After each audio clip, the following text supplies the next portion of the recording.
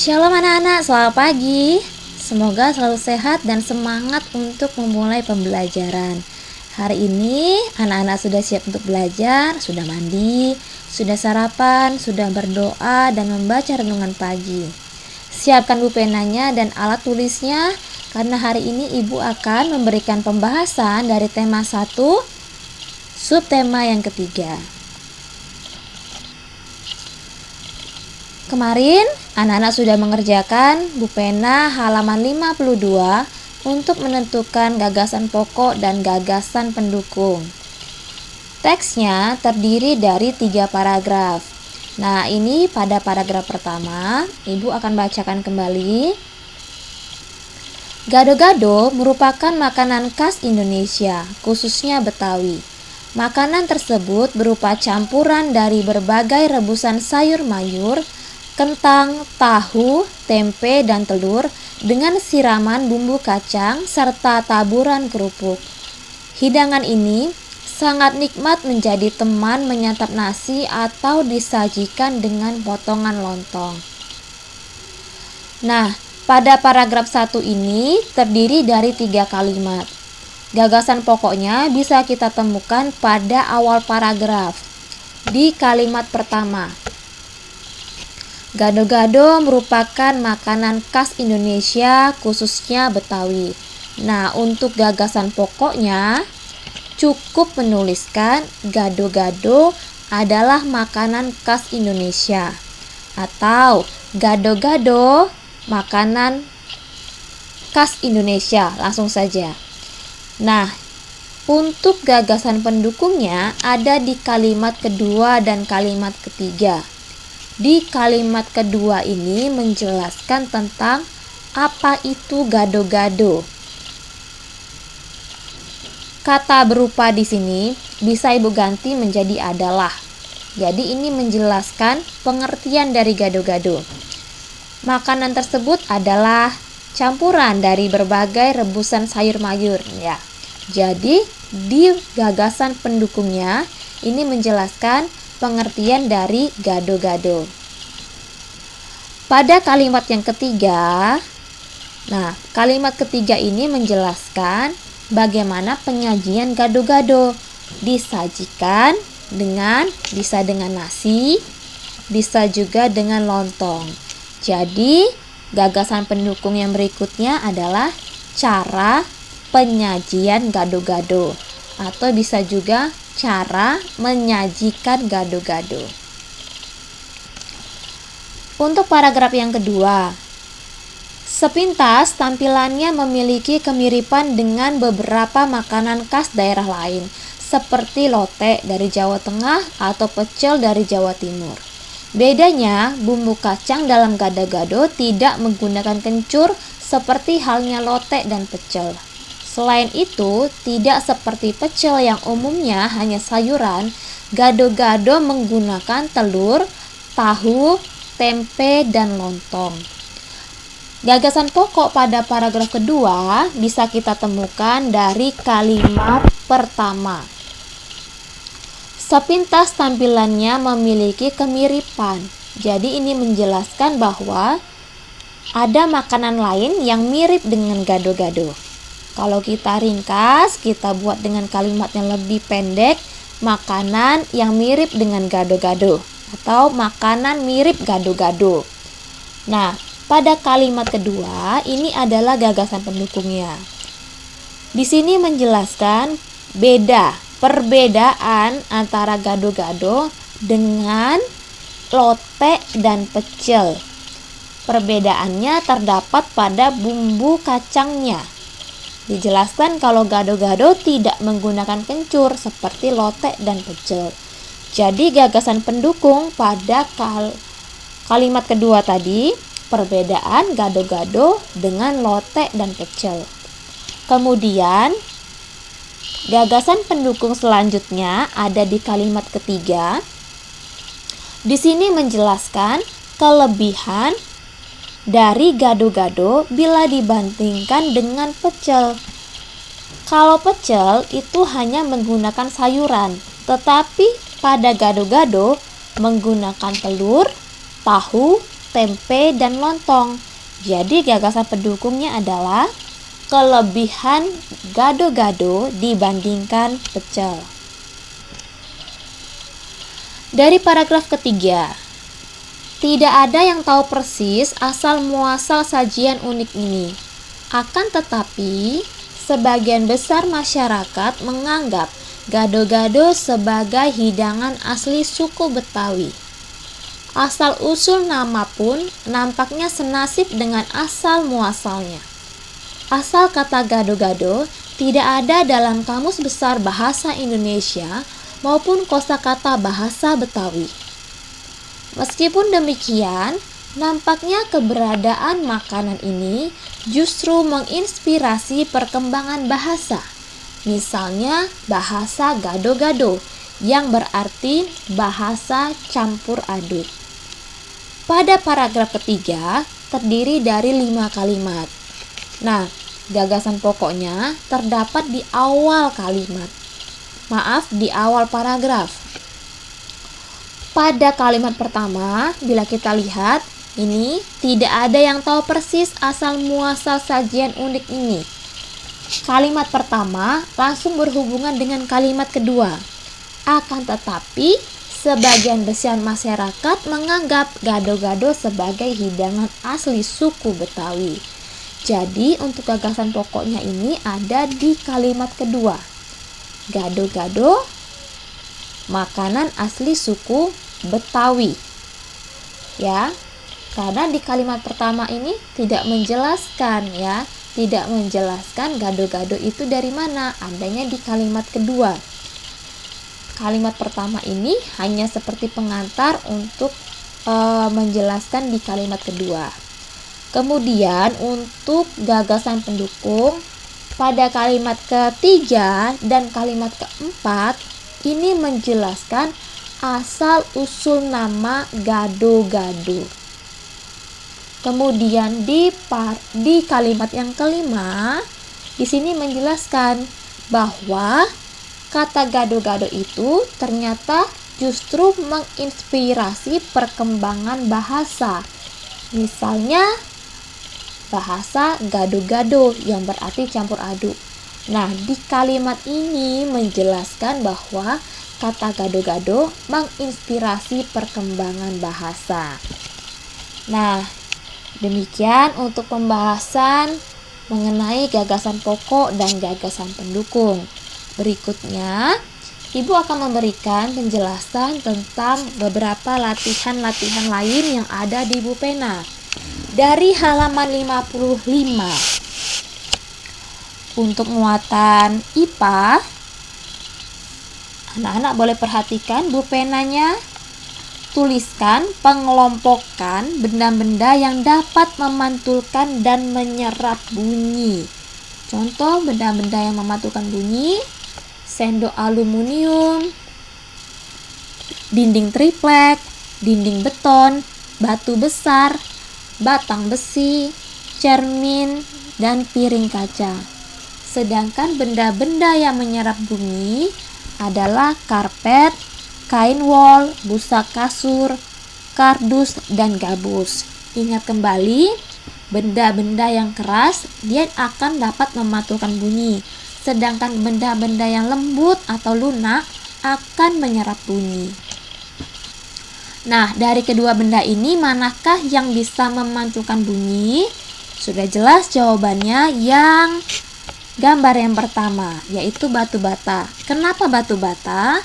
Karena benda ini keras dan padat bila dibandingkan dengan busa. Jadi batu bata ini bisa memantulkan bunyi.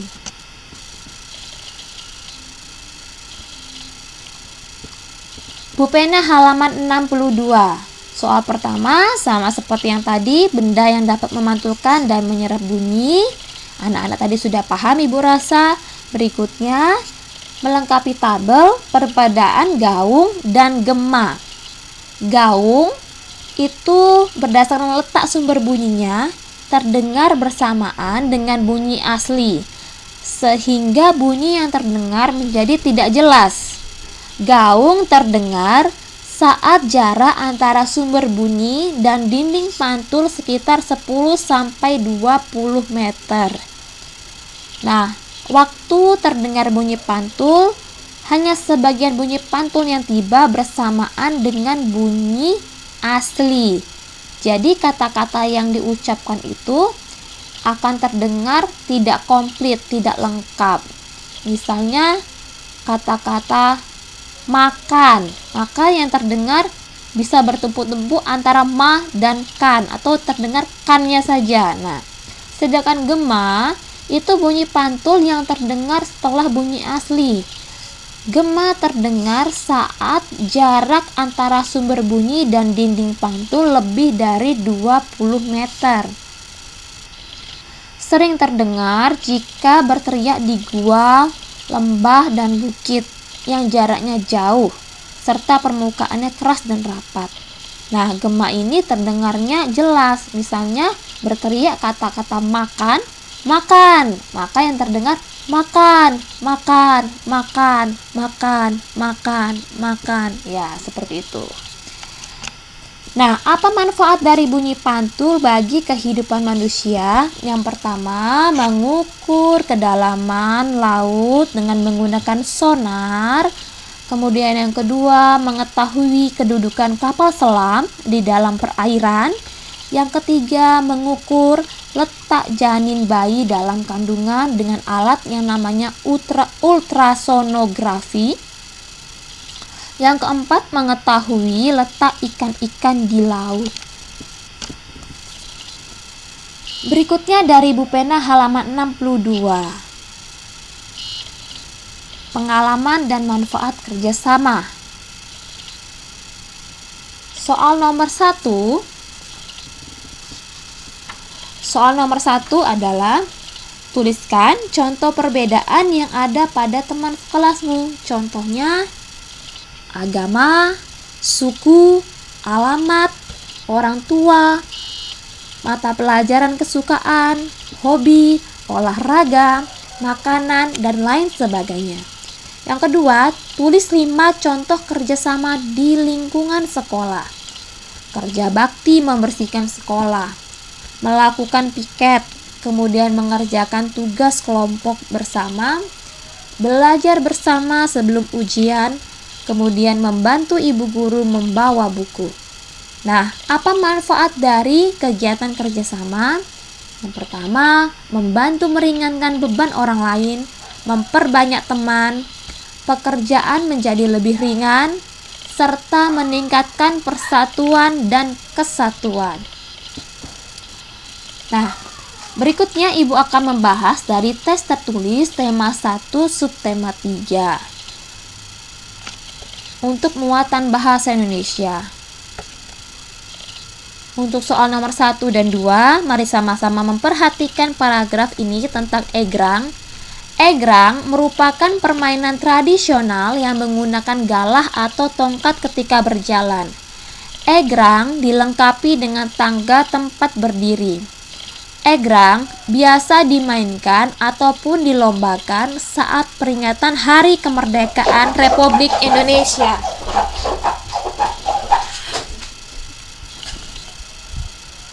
Permainan egrang melatih keseimbangan.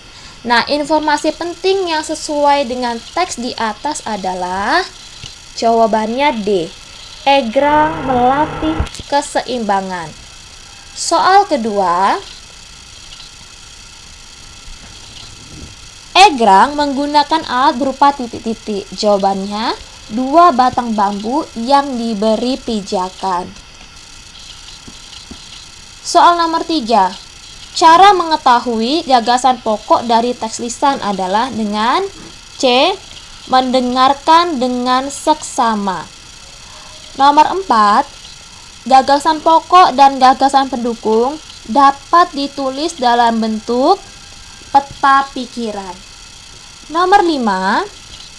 Buatlah sebuah paragraf, tuliskan gagasan pokok dan gagasan pendukung dari teks tersebut. Contohnya ini. Egrang merupakan salah satu permainan tradisional Indonesia. Ini adalah gagasan pokoknya. Kemudian, gagasan pendukungnya penjelasan tentang egrang tersebut. Egrang menggunakan galah atau tongkat berjalan yang dilengkapi tempat berdiri. Permainan egrang dapat melatih keseimbangan diri. Bisa juga ditambah dengan kalimat yang lain. Permainan egrang dimainkan secara sendiri-sendiri. Atau ditambah lagi dengan kalimat, permainan egrang biasa dimainkan ketika acara HUT Republik Indonesia. Untuk muatan IPS nomor 1, nasi jinggo berasal dari, jawabannya dari Bali. Nomor 2, suku Baduy berasal dari A. Jawa Barat. Nomor 3, salah satu makanan pokok khas Jawa Barat adalah nasi timbel. Nomor 4, sebutkan 3 contoh keragaman setiap daerah. Contoh keragaman suku, pakaian tradisional, keragaman bahasa, kemudian ada senjata tradisional. Nomor 5, tuliskan 5 makanan tradisional beserta daerah asalnya. Contoh nasi timbel dari Jawa Barat, kemudian nasi langgi dari Jawa Tengah, rendang dari Sumatera Barat, pempek dari Sumatera Selatan, papeda dari Papua. Berikutnya untuk muatan IPA nomor 1, bunyi pantul yang terdengar setelah bunyi asli disebut, jawabannya adalah A. Gema. Nomor 2, 2 contoh benda yang dapat memantulkan bunyi yaitu bisa beton, kaca, cermin, atau benda-benda keras lainnya. Nomor 3, bunyi dapat diserap oleh bahan yang lunak. Nomor 4, mengapa dinding bioskop dilapisi bahan karpet? Tujuannya adalah untuk mengurangi efek gaung dan meredam suara sehingga suara dari dalam ruangan tidak keluar. Muatan PKN nomor 1, jika dalam berdiskusi kita menemukan perbedaan pendapat, maka kita harus A. menghormati. Nomor 2, tujuan bekerja sama adalah untuk mempererat pertemanan dan menghasilkan gerakan tarian yang indah. Ini kerjasama dalam menari. Jadi tujuannya menghasilkan gerakan tarian yang indah. Bila kerjasama dalam belajar, mendapatkan nilai yang bagus, menyelesaikan tugas dengan baik ya. Nomor 3, contoh kerjasama di sekolah, kerja bakti, membersihkan lingkungan, kemudian ikut kepanitiaan, misalnya panitia 17 Agustus di sekolah atau lomba-lomba di sekolah. Yang keempat, manfaat kerjasama meningkatkan rasa percaya diri, menambah pertemanan, dan tercipta kerukunan dan kebersamaan. Muatan SBDP nomor 1, contoh alat musik tradisional yang digunakan mengiringi tari adalah rebana, gendang, marakas, gamelan, dan tamborin. Yang kedua, tuliskan hal yang harus diperhatikan saat mementaskan tari di atas panggung. Yang pertama, gerakan dan teknik menari, yaitu gerakan harus sesuai dengan ketentuan tarian. Kemudian sikap tubuh juga diperhatikan sesuai dengan irama dan tempo. Yang kedua adalah ekspresi. Ekspresi ini menunjukkan penjiwaan sesuai dengan tarian. Nah, demikian pembahasan kali ini. Semoga anak-anak semakin mengerti dan memahami setiap materi yang Ibu sampaikan. Selamat pagi, Tuhan memberkati. Shalom.